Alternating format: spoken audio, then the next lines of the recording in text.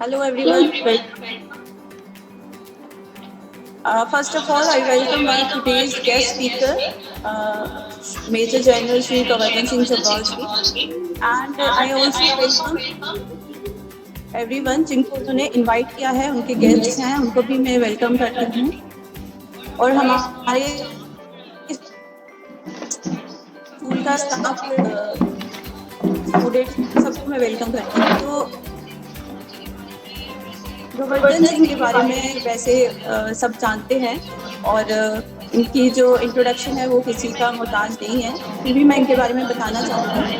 First of all I like to introduce myself. I am senior lecturer history Shivali Sambyal from government boys high secondary school Samba.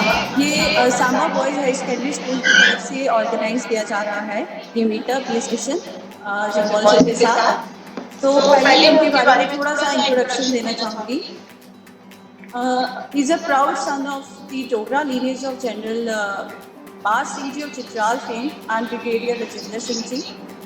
और लोग आज मैं admit कर रही हूँ लोगों को। तो सर जो है वो सुजानी से हैं और इनका सुजानी में सर का बर्थ 2 सितंबर 1928 में हुआ और जब इनका जन्म हुआ तब वहाँ रोड नहीं थे, बिजली नहीं थी, डिस्पेंसरी नहीं थी, स्कूल्स नहीं थे। तो 14 किलोमीटर ट्रैवल मतलब रोज जाके चल के इनको स्कूल जाना पड़ता था, प्राइमरी स्कूल। तो सर जो है और मैं इनके बारे में बताऊंगी। सर के जो हीरोज़ और आइकन्स हैं वो ब्रिगेडियर राजेंद्र सिंह चंबल जी हैं और जनरल जोरावर सिंह जी हैं। चंबल सर ने करण सिंह जी जो हैं उनके एडीसी रहे हैं ये जब वो सदर रियासत थे और मिलिट्री सेक्रेटरी रहे हैं टू प्रेसिडेंट ऑफ इंडिया और 1984 में ये रिटायर हुए हैं। 1965 के इंडो पाक वॉर में भी इनकी बटालियन ने जो पाकिस्तानी जो फोर्सेस थी उनको अच्छा सबक सिखाया था। तो और रिटायरमेंट के बाद इन्होंने एक एनजीओ बनाई है, एनवायरनमेंट की एक एनजीओ बनाई है जिसका नाम है JNT पर्यावरण संस्था टू सेव दी हिमालयस को सेव करने के लिए। और इनकी डिस्टिंग्विश्ड सर्विसेज के लिए इन्हें अति विशिष्ट सेवा मेडल से भी नवाजा गया है। सर एक्स MLC भी रहे हैं और प्रेसिडेंट है JNK एक्स सर्विसेज लीग। तो सर एक इंस्पिरेशन है हम सब के लिए। इन्होंने बहुत से ऑर्गेनाइजेशन को ज्वाइन किया है और डोगरास के लिए बहुत से काम कर रहे हैं। हम सर से भी थोड़ा सुनेंगे कि सर डोगरास के लिए क्या कर रहे हैं। तो सर इंसाइक्लोपीडिया है डोगरा हिस्ट्री के, डोगरा छोड़ के इंडियन हिस्ट्री का भी इनको सारा पता है। तो सर वेलकम, आज की मीटिंग के लिए आपका बहुत बहुत स्वागत है। तो हम राजेंद्र सिंह, ब्रिगेडियर राजेंद्र सिंह जी के बारे में बात करने के लिए यहाँ इकट्ठे हुए हैं, लेकिन सर उससे पहले आप थोड़ा सा अपने बारे में भी प्लीज़ इंट्रोडक्शन दीजिए। सबसे पहले तो मैं आपका शुक्रिया अदा करूंगा और शाबाश दूंगा कि वो सब्जेक्ट जो मुझे बहुत प्यारा है आपने उसी के बारे में कहीं खोज करके मुझे कहा कि बच्चे आपसे राजेंद्र सिंह जी के बारे में सुनना चाहते हैं।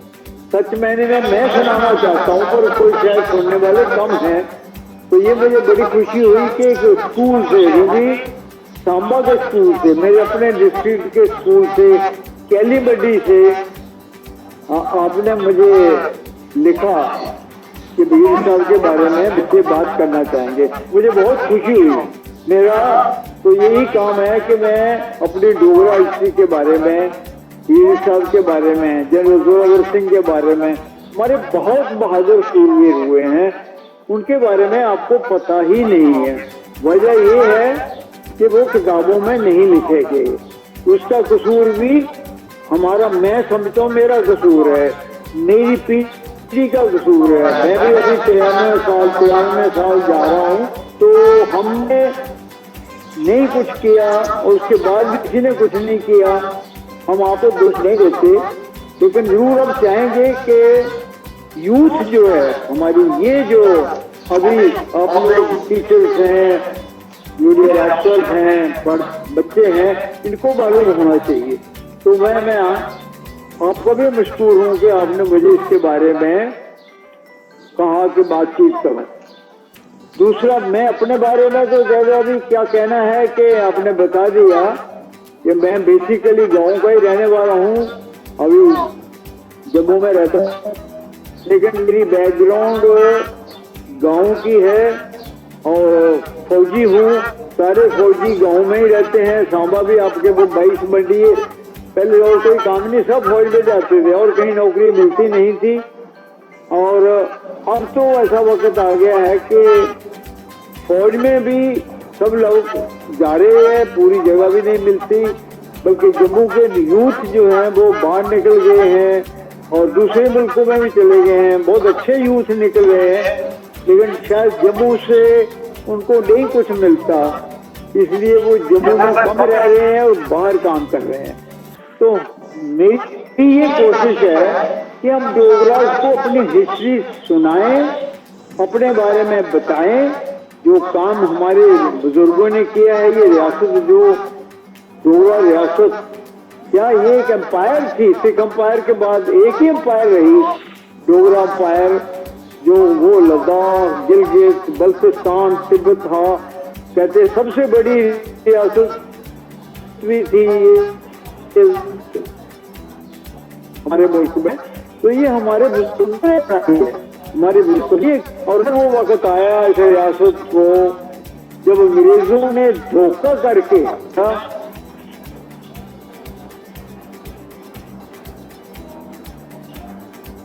तो नहीं कर सकता था और ना किया किसी ने। अगर ये नहीं करते तो आज हम यहाँ नहीं होते। अरे रियासत नाते क्या सकता। तो मेरा ज्यादा अपने बारे में नहीं, मैं आपको इनकी कहानी सुनाऊंगा। आप बताइए कुछ और बात।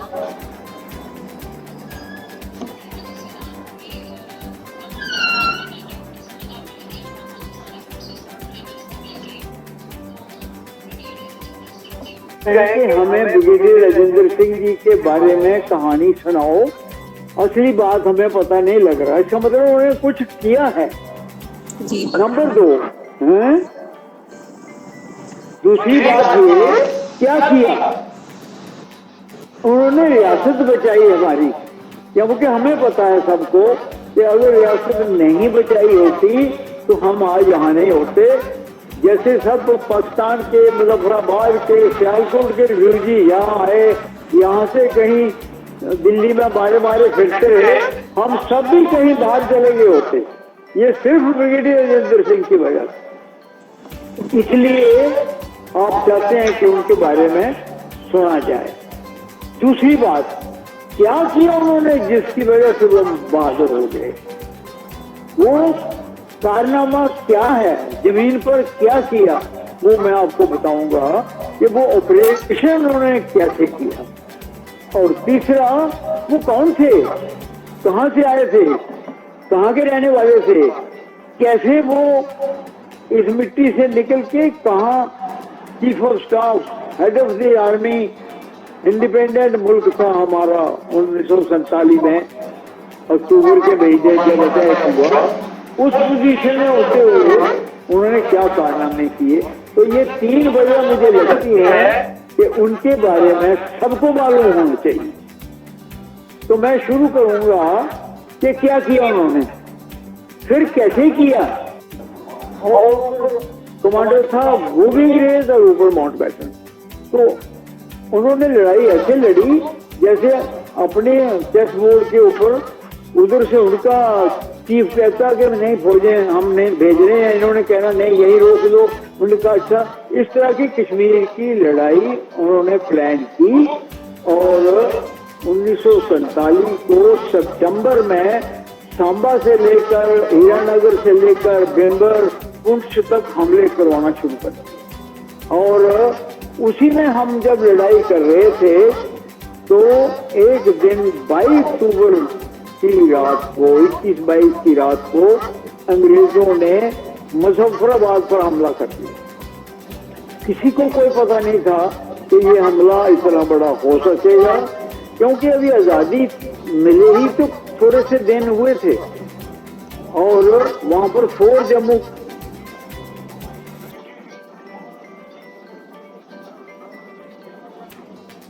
और वर्ल्ड वॉर 2 में जापानियों के साथ जापान को बर्मा में उन्होंने बड़ी बुरी तरह से मारा हुआ था। इतनी अच्छी पलटन थी, लेकिन अंग्रेजों ने पाकिस्तान को ये कहा कि इनके हिंदू डोगराज को रात को सोए मार दो, अगर ये जागे तो तुम तो 1 इंच आगे नहीं बढ़ सकते। तो उन्होंने ऐसी प्लान बनाई कि रात को हमारे पूरे फौज के कर्नल नारायण सिंह थे, उनको भी मार दिया और तमाम अफसर मार दिए, जेसीओ मार दिए, सारे जवान सोए रात को 12 बजे खत्म कर दिए। कोई लड़ाई नहीं हुई। ये सब अंग्रेजों की प्लान थी और पाकिस्तानियों ने और हमारी फौज के डोगरा मुसलमानों ने जो मीरपुर पुंछ थे उन्होंने ये किया हमारे साथ। बड़ी बदकिस्मती, वरना डोगरे 100 साल से मुस्लिम हिंदू एक थाली में खाना खाते थे और एक दूसरे की कसम नहीं करते थे। ये वजह हुई हमारी वो मुजफ्फराबाद की हार की। और उसके बाद तो पीछे था ही कुछ नहीं, श्रीनगर तक खाली सड़क पर कुछ नहीं था। तो कर्नल नारायण सिंह ने जब टेलीफोन किया पीछे और महाराज हरि सिंह को बताया कि हमारी पलटन खत्म है, कुछ नहीं रहा, तो अब क्या होना था, मतलब साफ है कि कुछ नहीं रहा। तो पाकिस्तान आया समझो और आज महाराज हरि सिंह को पकड़ के दस्तखत करवा ले रहे थे कि कश्मीर रियासत हो गई एक पाकिस्तान के साथ। लेकिन वहां पर महाराज हरि सिंह मौजूद थे, वो बहुत काबिल आदमी थे। उन्होंने सोचा कि इसको सिर्फ एक आदमी संभाल सकता है, वो है ब्रिगेडियर राजेंद्र सिंह। उनको बुलाया और खुद वर्दी डाल के दफ्तर आ गए और उनको नहीं कहा तुम जाओ, उन्होंने कहा मैं जा रहा हूँ मुजफ्फराबाद की तरफ पता करने को क्या हो रहा है, क्योंकि पता ही कुछ नहीं लग रहा था। कोई कम्युनिकेशन नहीं रहा, कोई टेलीफोन नहीं रही, कोई वायरलेस नहीं। देखो क्या हालत हमारी ये नेहरू ने बना दी थी हमारी। उस वक्त ब्रिगेडियर राजेंद्र सिंह उनके पास गए। डॉक्टर करण सिंह बोलते हैं कि मैं बैठा था वहां पर, मेरे सामने आए, पिताजी ने उनको बोला कि हालत खराब है, मैं जा रहा हूँ देखने, खुद जा रहा हूँ वर्दी डाल के। तो ब्रिगेडियर साहब ने कहा नहीं, आप नहीं जाएंगे क्योंकि आपने जम्मू कश्मीर रियासत पाकिस्तान से मिल जाए। उनको हिंदू मुसलमानों से कोई वास्ता नहीं था। अंग्रेज क्या चाहते थे? अंग्रेज चाहते थे कि जम्मू कश्मीर रियासत पाकिस्तान के साथ मिलके उनके दबाव में रहे।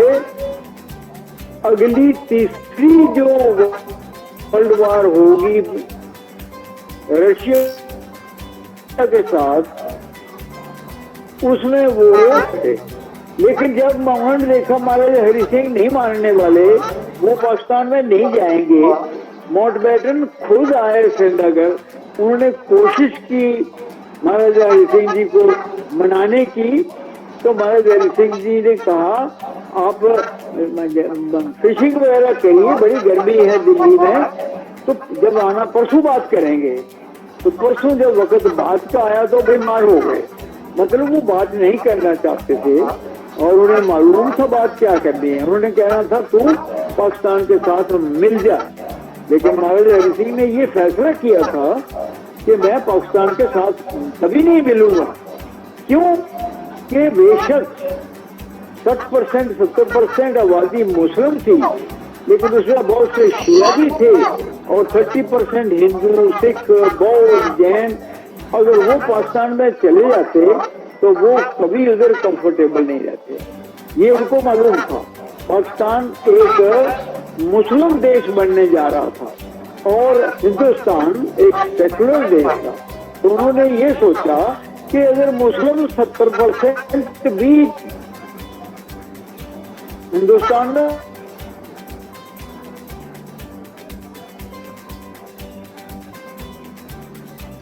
एंड अगर पाकिस्तान में मैं ले गया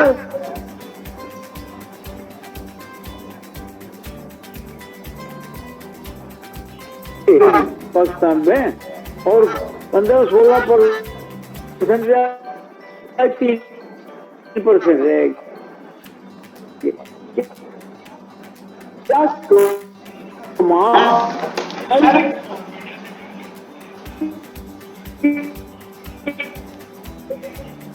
वीर के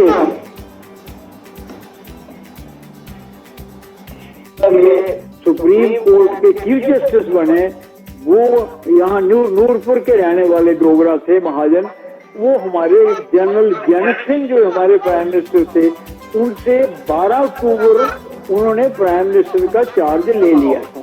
तो आज 22 अक्टूबर 10 दिन प्राइम मिनिस्टर बने उनको हो गए थे।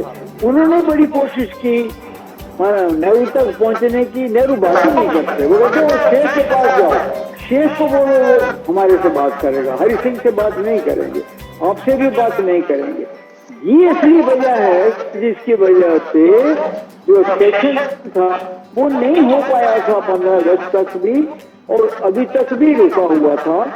जब ये बात हुई तो ब्रिगेडियर राजेंद्र सिंह ने कहा कि अब तो मौका आ गया है, मैं जाता हूँ देखता हूँ क्या हुआ है मुजफ्फराबाद में, आप बात करें प्राइम मिनिस्टर से, पटेल साहब से कि फौज भेजो, नहीं तो जम्मू कश्मीर खत्म, लद्दाख खत्म, गिलगित खत्म, इतनी बड़ी रियासत जो लोगों की बनाई हुई 100 साल खत्म हो जाए। तो उस वक्त ब्रिगेडियर साहब निकले, उधर कोई फौज नहीं थी। 100 डोगरा बहादुर एक पलटन के दूसरे के, सिर्फ फर्स्ट जैक पलटन थी रघु प्रताप जिसको बोलते थे, उसमें कैप्टन प्रीति सिंह वो पहले एडीसी रह चुके थे, वो गुड़ा सलातिया के कैप्टन प्रीति सिंह सलातिया, उनको लिया और 100 आदमी इकट्ठे किए और रात को हर्ष हो रही थी श्रीनगर बड़ी जबरदस्त। 22 अक्टूबर को शाम को 5 बजे के बाद बदामी बाग कंट्रोल मंच से निकले और वो उड़ी पहुंचे रात को 12 बजे, और वहां पर रात को उसको डिफेंस बनाया, संभाला, और सुबह 6 बजे एक प्लेटून वहां छोड़ दी और अपने साथ 60 जवान लेके वो मुजफ्फराबाद की तरफ चल पड़े, ये देखने को कि दुश्मन कहां पर है, पता ही कुछ नहीं था। जब वो गढ़ी के पास पहुंचे तो बड़ी दूर तो उनको जो रिफ्यूजी वहां के सरदार टांगों में आ रहे थे, उन्होंने सुनाया कि मुजफ्फराबाद रात का खत्म हो चुका है, जला दिया है, सारी औरतें को ले गए हैं, रेप कर दिया है और अब्डक्ट करके कोई हिंदू नहीं बचा। उन्हें ये सुना, बड़ा दुख हुआ और बड़ा जोश आया। तो आगे बढ़े तो 300 गाड़ी उनकी नजर आ रही थी, उसमें हमारी फोर्स अपनी पलटन लीड कर रही थी, हमारे ही खिलाफ हमारी पलटन आ रही है। उनके पूरे ग्रुप्स हैं, जवान हैं, गाड़ियां हैं, मॉडल सब कुछ है। तो गढ़ी के मौके पर मकान, गढ़ी के साथ एक नाला था, उसके पास थोड़ी इधर पहाड़ी थी, वहां ब्रिगेडियर साहब ने पोजीशन ले लिया और उनको आने दिया। जब उनकी फौज 100 गज के 200 गज के अंदर आई तो उन्होंने पूरा फायर खोल दिया और उनकी गाड़ियों का नुकसान होने लगा। कैप्टन प्रीति सिंह जो आगे चल रहे थे, उन्होंने 5 जवान लिए और उनकी जो सबसे आगे वाली गाड़ी थी उस पर गाड़ी पर हमला करके, गाड़ी पर कब्जा करके बीच बैठ के गाड़ी ले ली और गाड़ी के सारे आदमी मार के ले आए। जब आ रहे थे तो वो गाड़ी पाकिस्तानी थी, तो हमारी जवान देखा कि पाकिस्तानी गाड़ी आ बढ़ी, इस तरह फायर किया और गाड़ी को खत्म कर दिया। मगर उसमें जो हमारे भी जवान बैठे थे वो भी मारे गए। मगर गलती इतना नुकसान हुआ, टायर बस्ट हो गए, वो गाड़ी सड़क के सेंटर में रुक गई, ना दाएं से गाड़ी निकल सकती, ना बाएं से निकल सकती थी। वो एक ऐसा रोड ब्लॉक परमात्मा ने हमको बना दिया, क्योंकि जो धोखा हमारे साथ अंग्रेजों ने और पाकिस्तान ने किया था, उसका बदला एक छोटी सी गाड़ी रोक के कर दिया और उस गाड़ी के रिश्ते ही हमने इतना फायर किया कि उनके 200-300 आदमी मारे गए। पाकिस्तानी फौज घबरा गई ये कहते थे उस सड़क पर आदमी कोई नहीं है, अब तो ये कहां से आ गए। तो यहाँ पास नरसिंह देव जमाल है हमारे कदम, जिन्होंने 20-22 किताबें ड्रामे लिखे हैं, वो भी ऊपर एक सूबेदार दूनी चंद से हमारे यहाँ ब्रजना के पास के रहने वाले, वो भी 4 जैक राइफल के बहुत बहादुर, उन्होंने बर्मा जैपनियों के साथ लड़े थे। वो वहाँ पहाड़ी से खुद लाइट मशीन गन बड़ा फायर करती है, वो लेके नरसिंह देव उनके साथ बैठे थे, वो सारी बात देख रहे थे, उन्होंने सारी हमको बताई है।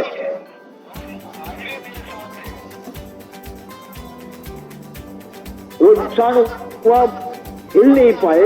और जब मैंने कहा कब तक, कहते हैं जब तारे निकलने लगे तब जा करके वो हम हिले हैं उधर, पर तब तक हमारे वो 40 जवान मर चुके थे और वहाँ कोई नहीं रहा। देश सब 30 आदमी लेके पीछे जाना था, क्योंकि ये सारी खबर पीछे महाराजा हरि सिंह को देनी थी। अगर ये खबर पीछे नहीं जाती तो किसी को पता ही नहीं लगना था कि क्या हुआ है, कितनी फौज है।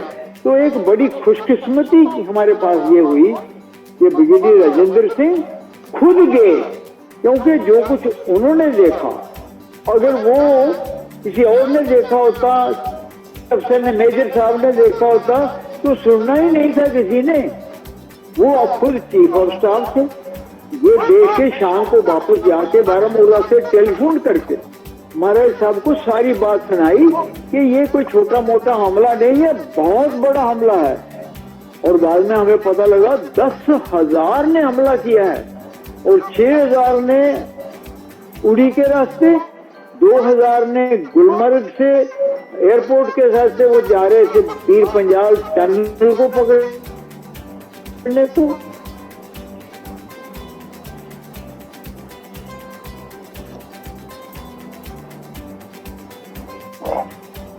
और कैसे किया, ये 60 वाले की गड़ी में रोका, रात दिन वहां उनका दाया किया, रात को वापस आके सुबह उड़ी में पोजीशन ले लिया। दिन भर उड़ी की लड़ाई होती रही, तो पुल उड़ा दिया। उस पुल उड़ाने से 3 दिन उसकी गाड़ियां वो रुक गई, वो श्रीनगर नहीं आ सके। उन 3 दिनों में हमने दिल्ली से बात की, फौज भेजो, वो कहते नहीं भेजेंगे, माउंटबेटन कहता नहीं भेजेंगे, वहां कुछ नहीं है। नहीं, क्यों नहीं है?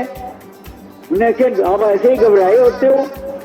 तो उन्होंने मानिक शाह, जो बाद में फील्ड मार्शल बने, वो कर्नल थे उस वक्त, उनको और वीपी मैनर जो उनका पटेल का होम सेक्रेटरी था, उनको दोनों को जहाज में डाला और भेजा जम्मू कि जाके देखो ये ऐसे ही घबराए हुए हैं या कुछ हो रहा है। जब वो दोनों आए हुए तो उड़ी भी पहुंच गया है, तो फिर उन्होंने कहा कि नहीं ये बहुत सीरियस बात है।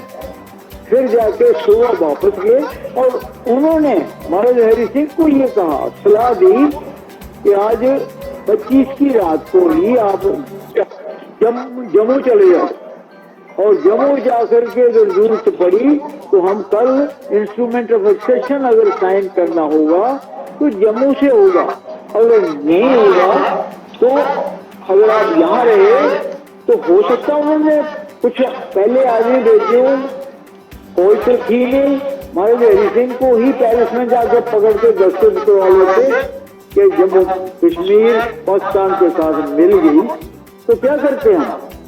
तो बड़ा जोर लगा के उसने वीपी मैनन ने उनको जम्मू रात को भेजा 12 बजे। महाराज साहब सुबह 6 बजे पहुंचे रातों रात चल के, और वीपी मैनन रात को और मानिक शाह वहीं रहे, रात को सो रहे थे नगर में, क्योंकि 13 हो गया था, फिर वही नहीं हो सकता था। तो सुबह सवेरे वो उनको दोनों गए और मेरचंद महाजन को ले गए साथ, और वहां जाकर के नेहरू को पटेल को बोला कि अगर आप नहीं मानते तो हम चले पाकिस्तान, सेलेक्ट कर दिया। तो कैसे हुआ, क्योंकि ब्रिगेडियर राजेंद्र सिंह ने रोका हुआ था, वो लड़ा दिया था। तो उसके बाद मोहरा की लड़ाई लड़ रहे थे, मोहरा में उसका नुकसान किया, फिर चौथी लड़ाई उन्होंने आगे रामपुर में की, वहां 1000 पाकिस्तान के आदमी मारे।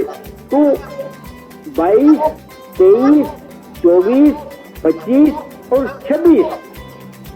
26 की रात को जब आखिर निकल रहे थे, उन्होंने सोचा लेट निकलते हैं। वो लेट होने में रात के 1 बज गए। जैसे बाहर निकले तो सड़कों पर उन्होंने पत्थर फेंक दिए, लकड़ियां फेंक दी और वो गाड़ी रुकी तो उन्होंने फायर किया। उनकी टांगों में बड़ी जबरदस्त लगी। ड्राइवर उनका आगे मर चुका था, वो खुद ड्राइव कर रहे थे। जब उनकी वो टांग भी खत्म हो गई, यहाँ भी गोली लगी, तो उन्होंने कहा अब मुझे आप इधर छोड़ दो, पिस्टल मुझे दे दो। मुझे महाराज हरि सिंह ने ऑर्डर दिया था कि brigadier Rajendra Singh will defend Uri at all cost and to the last man. कहते लास्ट मैन मैं हूँगा, मेरा पिस्टल मेरे हाथ में होगा।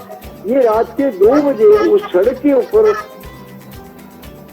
बाएं तरफ वो लाश उनको वहां छोड़ा। उसके बाद कोई पता नहीं लगा क्या हुआ उनको।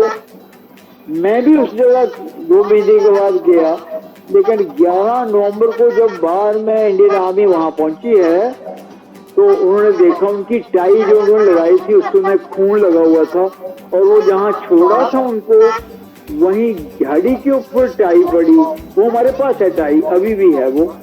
तो वो साफ हो गया कि वो इसी वक्त काफी जख्मी हो चुके थे, और मेरे ख्याल में इसी में लड़ते लड़ते पिस्टल रखा था, फायर किया होगा, डेथ हो गई। तो वो 2 की बात है, सुबह करीब और 8 बजे इंडियन आर्मी लैंड कर गई।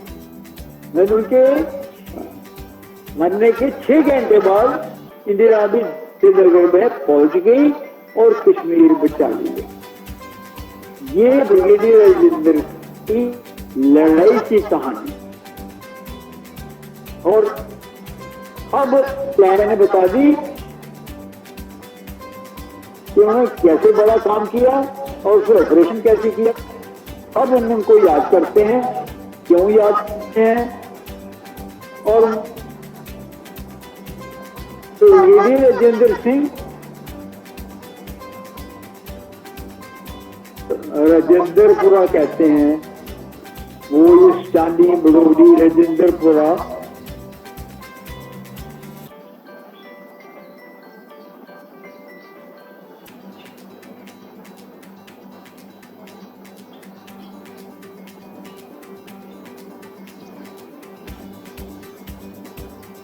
आ जाएंगे। ब्रिगेडियर से डेथ हो गई, उनका अकाउंट देखा तो 268 रुपीज उनके बैंक में थे बस। Brigadier chief of staff of this, और उनके में जम्मू कश्मीर इंडिपेंडेंट मुल्क था हमारा। कोई पैसा नहीं, कोई जल्द पैसा नहीं। बाद में पता लगा 5-6 वजीफे जाते थे चोरी चोरी, किसी को 5 रुपए, किसी को 10 रुपए। जो गाँव के गरीब बच्चे थे उनको पढ़ाने में वो वजीफा, क्योंकि खुद वक्त उन्होंने ऐसा देखा था। वो रह चुके थे, वो एक बच्चा जिसके माँ बाप नहीं होते, उनको पता था। वो ऐसा बच्चा पढ़ने वाला कोई होता उसको वो वजीफा लगा देते थे, और बाहर से दफ्तर से ही पैसे भी भेज देते थे। उनकी फैमिली को भी पता नहीं था, उन्होंने हमें बताया, मुझे भी खास तौर पर। इस तरह का उनका कैरेक्टर था, और इतने काबिल थे, इतने बहादुर थे, इतने समझदार थे, इतने सोच विचार वाले थे कि कहते हैं कि कितना मुश्किल मसला को दो, वो सोच के 5 मिनट में आपको ऐसे सारा आसान बन के समझा देना कि ये ऐसे है। तो ये उनकी काबिलियतें रियासत के काम आई, मुल्क के काम आई। जिस रियासत को नेहरू ने बेच दिया था और शेष को कोई पता नहीं था क्या होना है, अंग्रेजों ने प्लान बनाई थी कि जम्मू कश्मीर पूरी नहीं तो कश्मीर, लद्दाख, गिलगित बल्तिस्तान सारा पाकिस्तान को देना है, ताकि वो बाद में तीसरी लड़ाई के लिए रूस के खिलाफ इस्तेमाल करेंगे। और जो लद्दाख का जो रेशम सिल्क रूट था, जो जो चीजें शाल विशाले तिब्बत के सिल्क रूट पर, वो सब उन्होंने अपने लिए रखे थे। वो ब्रिगेडियर राजेंद्र सिंह ने नहीं ऐसा होने दिया, इसलिए हम उनको याद करते हैं। उनने अपने रियासत ने, जब मैं MLC बना 96 में, तो 99 में उनके 100 वर्ष हुए। तो मैंने गवर्नमेंट को बोला कि आज आप गवर्नमेंट यहाँ चला रहे हो, मुल्क में नेशनल कॉन्फ्रेंस वाले प्रूफ था, तो मैंने कहा अगर ये बचाया नहीं होता तो आपको पता भी नहीं होना कि आप कहाँ होते। हाँ जी, बात ठीक है। मैंने कहा ये बढ़ाओ, एक पूरे 100 वर्षीय उनकी पूरा वर्ष पूरे स्कूलों में, कॉलेज में, लद्दाख से लेकर लखनपुर तक स्कूलों में 1 साल के लिए बनाई गई। जबकि हम हालांकि उसी के बीच हम ये कारगिल की लड़ाई भी लड़ रहे थे, और उसी के बीच में उसको हमने उद्घाटन करवाया फर्नांडिस से, जो डिफेंस मिनिस्टर थे। वो राजेंद्रपुरा में आए, उन्होंने लेक्चर दिया, लोगों ने मिले, उनको बोला ये ब्रिगेडियर राजेंद्र सिंह ने कमाल किया। वो कहते हैं मैंने उनकी किताबें मंगवाई, डिफेंस मिनिस्टर था, मैंने NDA को बोला, IFA को बोला, डिफेंस मिनिस्टर उनके ऊपर मुझे किताबें भेजो, मैं जम्मू जा रहा हूँ और मैंने उसका उद्घाटन करना है, मैंने सेंचुरी का। तो मुझे जवाब आया कि उनके ऊपर कोई किताब नहीं लिखी गई है। तो मैं हैरान हो गया। मैं बैठा था, मैं उनके साथ बैठा था राजेंद्रपुरा में, 14 जून 1999 की बात है। तो उन्होंने कहा, बोला ऊपर सबको कि मैंने ये हुक्म दिया कि ब्रिगेडियर साहब के ऊपर एक डिफेंस मिनिस्ट्री किताब लिखवाएगी, और मेरी जिम्मेवारी है कि वो किताब पब्लिश होगी। और साथ ही लोगों ने ये अपील की कि वो उन्होंने अपने प्राण दे दिए, रियासत बता दी, तो आपने उनको क्या दिया? परमवीर चक्र भी नहीं दिया, महावीर चक्र दे दिए, वो भी बहुत देर के बाद। तो उन्होंने उठ के बोला कि इससे ज्यादा वो क्या दे सकते थे। उन्होंने प्राण दे दिए, अपने जानबूझ के दे दिए, और चीफ ऑफ आर्मी स्टाफ होते हुए कंपनी कमांडर की जगह लड़ते दे दिए। 4 दिन खाना खाया नहीं, बिना खाना खाए लड़ते, इससे ज्यादा क्या दे सकते थे। और उनकी वजह से सिर्फ हिस्ट्री नहीं बदली, ज्योग्राफी बदल गया। अगर ये वो नहीं कश्मीर को रोकते तो ज्योग्राफिया क्या होता? चाइना आज शायद लखनपुर में बैठा होता, और हम कहाँ पता नहीं कहाँ होते। तो ये सब ब्रिगेडियर राजेंद्र सिंह हिंदुस्तान की पूरे सब कॉन्टिनेंट की हिस्ट्री बदल के छोड़ गए, ज्योग्राफी बदल के छोड़ गए। हमने उनको परमवीर चक्र भी नहीं दिया। उन्होंने कहा मैं आज दिया, मैं डिफेंस मिनिस्टर हूँ, मेरा प्यार है, ये परमवीर चक्र मैं आज ही अनाउंस करता हूँ यहाँ, और वहाँ दिल्ली जाके ऑर्डर कर दूंगा। आज तक वो ऑर्डर भी नहीं हुआ। तो उसके बाद लोगों ने कहा गया वो अगर देर हो गई है तो अगर किसी को आप भारत रत्न देना चाहते हो, दे सकते हो, तो फौजी जनरल को किसी ने देना है तो ब्रिगेडियर राजेंद्र सिंह को भारत रत्न पहला मिलना चाहिए, कि वही आजाद हिंदुस्तान का पहला शहीद वही है। उसी ने इतनी बड़ी रियासत, हमारा मुकुट ही नहीं, ऐसी रियासत जिसने हमको इतनी बड़ी स्ट्रेटेजिक डेप्थ बोलते हैं इसको, दे दी, जिस डेप्थ के लिए पाकिस्तान परेशान है। और पाकिस्तान ने अफगानिस्तान को मार के अपनी डेप्थ बना रहा है, वो डेप्थ हमें ब्रिगेडियर राजेंद्र सिंह देंगे। कहाँ डेप्थ है वो? देखो लद्दाख, गिलगित, बल्तिस्तान, चाइना भी लोग लड़ रहा है। अगर ब्रिगेडियर राजेंद्र सिंह नहीं बचाते उस दिन तो लद्दाख खत्म, चाइना ने बैठा होना था। अगर कुछ भी तो जोजिला के ऊपर तो आ ही जाना था, लद्दाख तो बिना लड़ाई चले जाना था अगर कश्मीर नहीं बचती। ये बदकिस्मती है कि नेहरू ने सत्यानाश कर दिया हमारा, गिलगित चली गई, नहीं तो वो भी नहीं जानी चाहिए थी। तो ये दोनों बहादुरियां हैं, किस तरह से ये पढ़ाई, किस तरह से बचाई, और किस तरह से आखिर जान की बाजी लगा के हिंदुस्तान को सौंप दी। लेकिन आज वो रियासत अब 3 हिस्सों में, 2 हिस्सों में बढ़ के रियासत भी नहीं रही, अंपायर थी, अंपायर की रियासत भी नहीं रही। 100 साल बाद हमने उनके जो हमारी पीढ़ी अभी हमने क्या किया, वो हमें अंपायर से स्टेट बनाई, हमने यूनियन टेरिटरी बना, ये हमारी हालत है। तो ये बहादुरियां हैं और वीर राजेंद्र सिंह के मुकाबले में नहीं कोई भी मिलेगा। आपको हिस्ट्री खोजनी पड़ेगी। बदकिस्मती ये है कि आपकी किताबों में इनका नाम नहीं होगा। ये हमने इनके साथ किया, अपने लिए तो नहीं वो मांगते कुछ भी, वो देंगे जो कुछ देना था। हमने क्या दिया उनको, उनका नाम भी नहीं। ये कहीं एक लोग बढ़ा दिए, कोई ना उनको छुट्टी है ना, कोई उनके नाम पर कुछ भी नहीं है। तो हम चाहते थे कम से कम भारत दरबार 2 तो याद रखिए, दुनिया पूछेगी कि हिंदुस्तान के पहला इतना आजादी के बाद कौन मिला था, तो ये था। तो कम से कम लोगों को याद आएगी कि जम्मू कश्मीर रियासत किस तरह हमने लोगों ने बनाई, किस तरह से बचाई, किस तरह से संभाली और किस तरह से हमने हिंदुस्तान के साथ मिलाई। तो ये है उनकी कहानी। और इसमें कोई आपने पूछना हो तो आप पूछ सकते हैं। Thank you. कितना टाइम है यार? Thank you so much sir. और ब्रिगेडियर राजेंद्र सिंह जी के बारे में इतनी डिटेल में बताने के लिए और इतना ज़्यादा टाइम के लिए बोलने के लिए भी थैंक यू। और he was truly the saviour of Kashmir and JNK। Now I invite questions from the listeners. अगर कोई क्वेश्चन पूछना चाहता है सर से।